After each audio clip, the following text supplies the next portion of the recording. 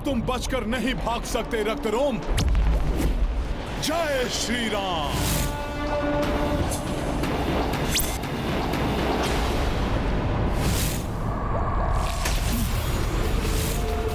कितना भी प्रयास क्यों ना कर लो तुम हनुमान, किंतु रक्त रोम का कोई भी अहित नहीं कर पाओगे तुम।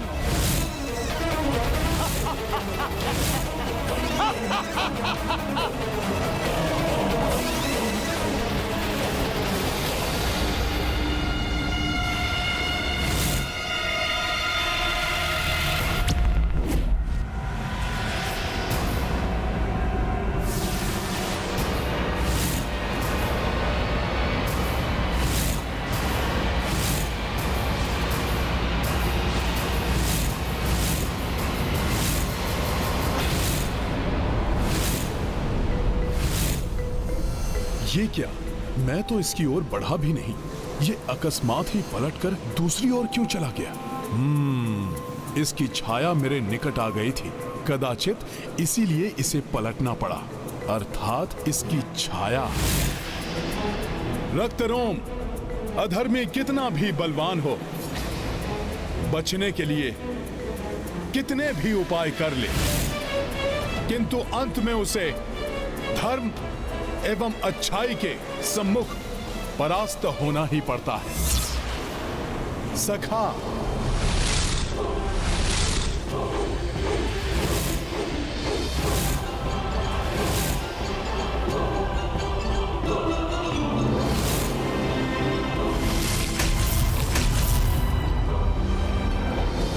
मूर्ख वानर, अन्य राक्षसों की तरह नहीं हूं मैं।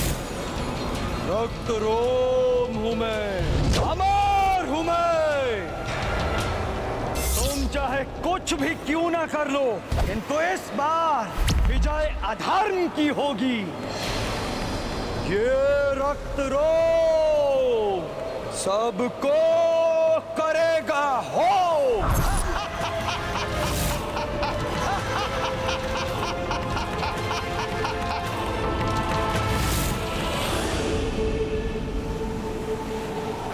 हर अधर्मी को यही भ्रम रहता है रक्तरोम, अपने बल और अपनी मायावी शक्तियों के मद में वो इतना चूर हो जाता है कि उसे ये ज्ञात ही नहीं हो पाता कि कब उसे पतन के अंधकार ने घेर लिया है।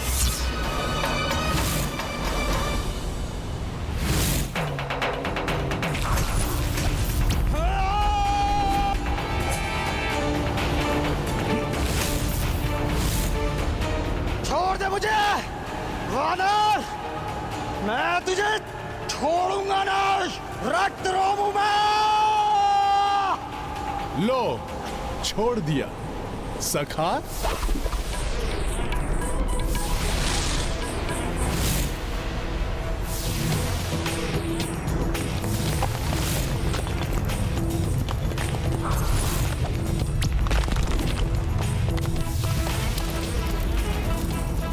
अब हुआ ये दुष्ट निर्बल, अर्थात इसके प्राण इसकी प्रतिछाया में ही। रक्तरोम, बहुत मूर्ख होते हैं तुम्हारे जैसे राक्षस, जो अपने मृत पूर्वजों के दुष्परिणाम से भी शिक्षा नहीं लेते। स्वयं को बड़ा मायावी समझने वाले रक्तरोम, तुम्हारी भी अब वही गति होगी जो तुम्हारे पूर्वजों की हुई थी। जय श्री राम।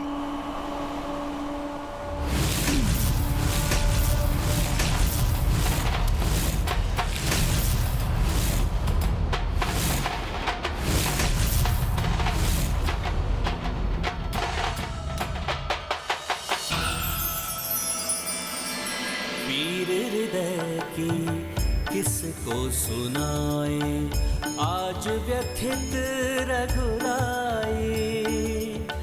कैसे ज्योति को दे बोलो, नयन स्वयं ही विदाई। पीर हृदय की किसको सुनाए, आज व्यथित रघुराई।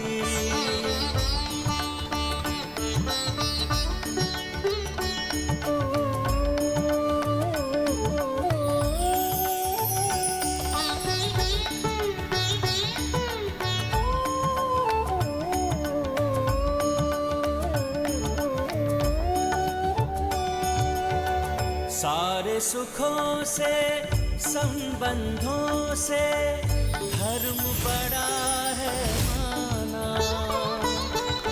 नृप के लिए भी सर्वोपरि है राजधर्म अपनाना। किंतु हृदय के इस बंधन को कैसे भला बिसराए, वीर हृदय की किसको सुनाए, आज व्यथित रघुराई।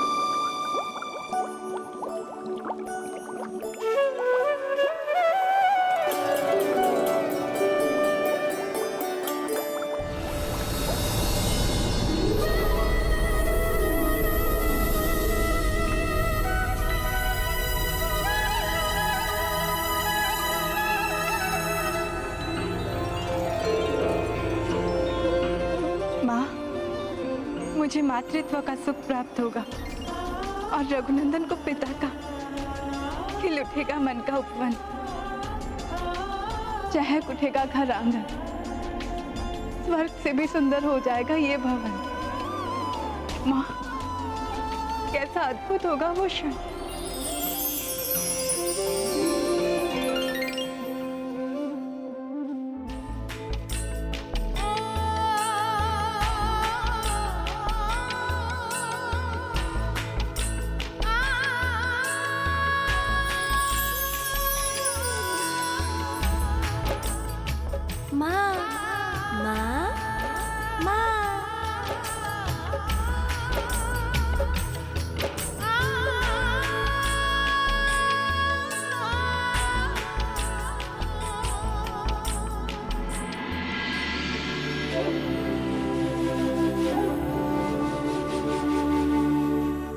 अकस्मात ही ये पुष्प मेरे रघुनंदन, मेरे प्रियतम, अपनी प्रिय के मन की बात समझ गया।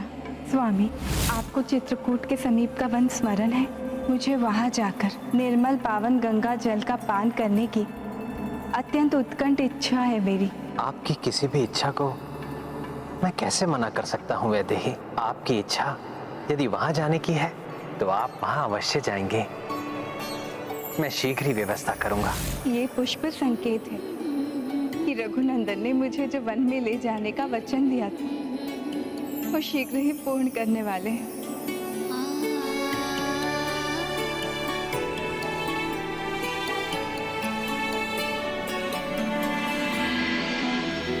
प्रत्येक पत्नी का धर्म होता है स्वामी, अपने स्वामी के वंश का विस्तार करना।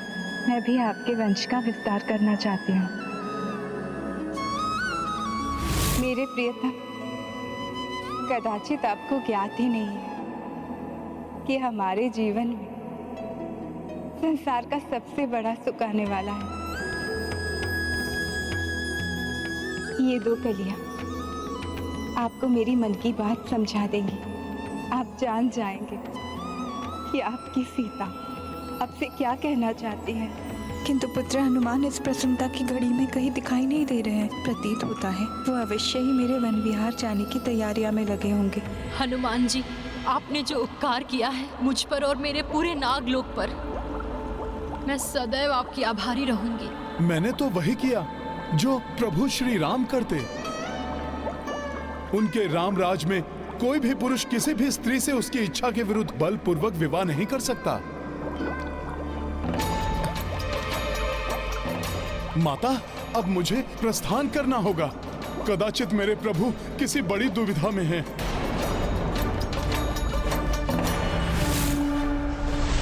मुझे ऐसा क्यों प्रतीत हो रहा है कि मुझे इस समय अयोध्या में होना चाहिए था। ना जाने क्या होगा जब अपनी माता सीता के दुलारे हनुमान अयोध्या पहुंचेंगे।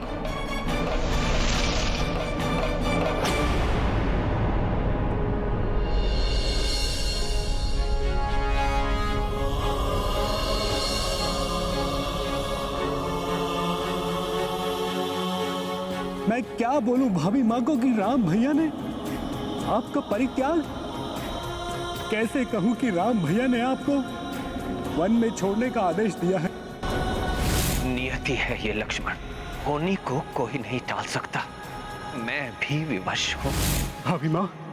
हाँ लक्ष्मण भैया कहिए। भाभी माँ, वो राम भैया ने मुझे आपको वन में ले जाने के लिए कहा है ना? हाँ भाभी माँ, अर्थात भाभी माँ को भी ये ज्ञात है कि राम भैया ने उनका परित्याग। मुझे ज्ञात है मेरे प्रभु मेरी वन विहार की इच्छा अविलंब पूरा करेंगे। अर्थात भाभी माँ ये समझ रही हैं कि उन्हें वन विहार पर जाना है, जबकि किंतु मैं कैसे उन्हें सत्य से अवगत करवाऊं? प्रतीक्षा कीजिए आप, मैं अभी आई। उचित है भाभी माँ।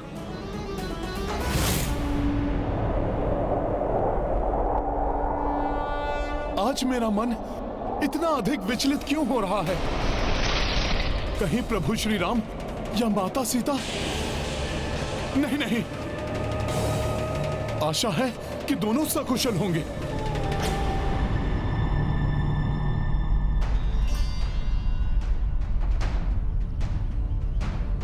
ये क्या भाभी माँ, राजसी वस्त्र आभूषण के स्थान पर ये साधारण वेशभूषा?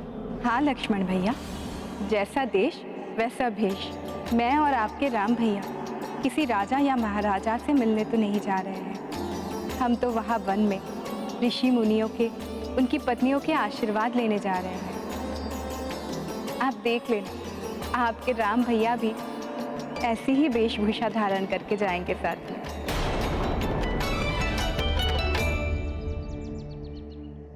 क्षमा करे भाभी माँ,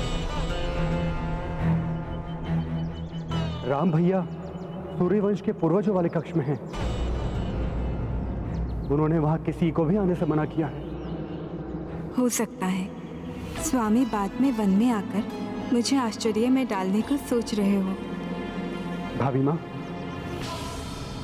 प्रस्थान का मुहूर्त हो गया है, चले हम। किंतु स्वामी से आशीर्वाद लिए बिना मैं कैसे कहीं जा सकती हूँ? मैं पूर्वजों वाले कक्ष से होकर आती हूँ। किंतु भाभी माँ,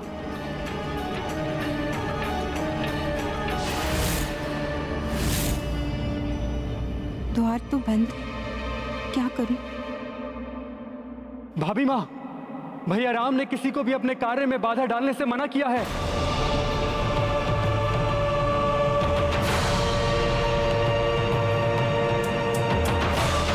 कैसे रोकूं भाभी माँ को? किंतु यदि राम भैया भाभी माँ का श्रीमुख देख लेंगे तो वो स्वयं ही भाभी माँ का परित्याग करने का विचार छोड़ देंगे।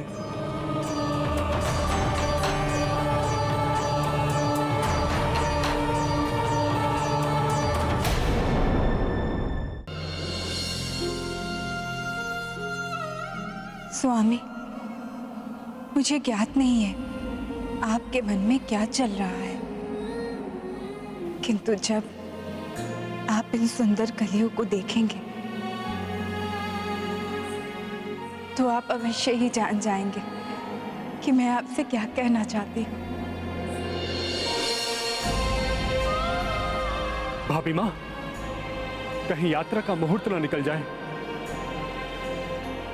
उचित है, चलिए लक्ष्मण भैया।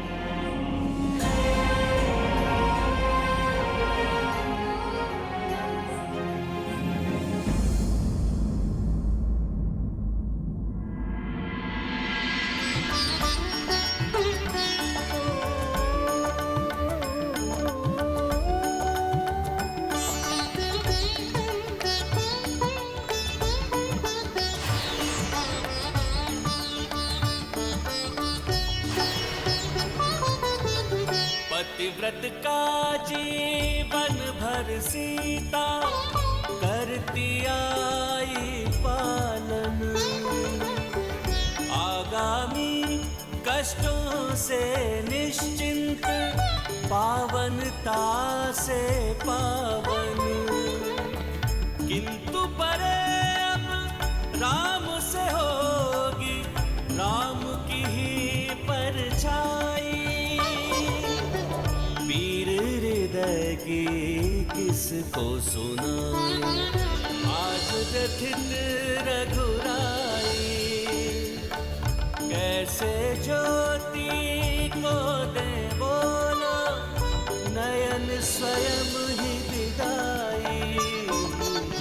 पीर हृदय की किसको सुनाए, आज व्यथित रघुराई।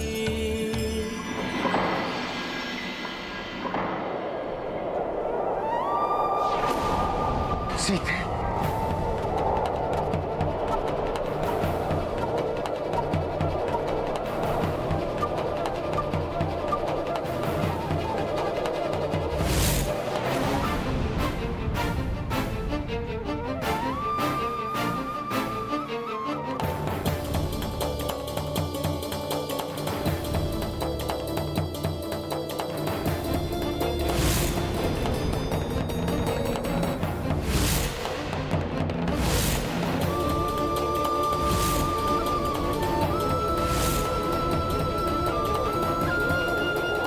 बहुत विलंब हो गया है, मुझे तत्काल उनके समक्ष पहुंचना होगा।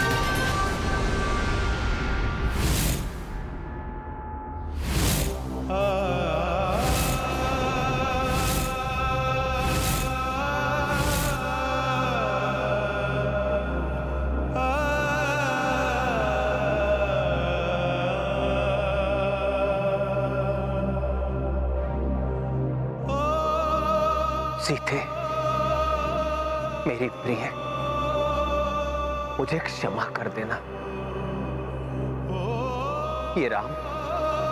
ये राम सदैव आपका अपराधी रहेगा। ये संसार आपके त्याग के लिए मुझे ही दोष देगा। इसे कदाचित कोई ही समझे, किंतु संसार के लिए ही मुझे यह करना पड़ा। सीते, आपके बिछोह का ये शूल हर क्षण आपके राम के हृदय को भेदता रहेगा। अब जीवन जिएगा राम, किंतु वो जीवन प्राणहीन होगा। पीर हृदय की किसको सुनाए, आज व्यथित रघुराई।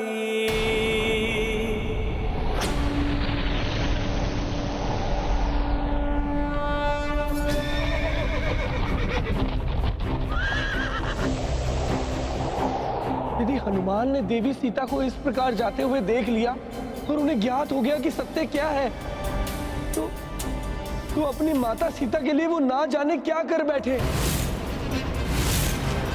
लक्ष्मण तो क्या, कोई भी उन्हें संभाल नहीं पाएगा।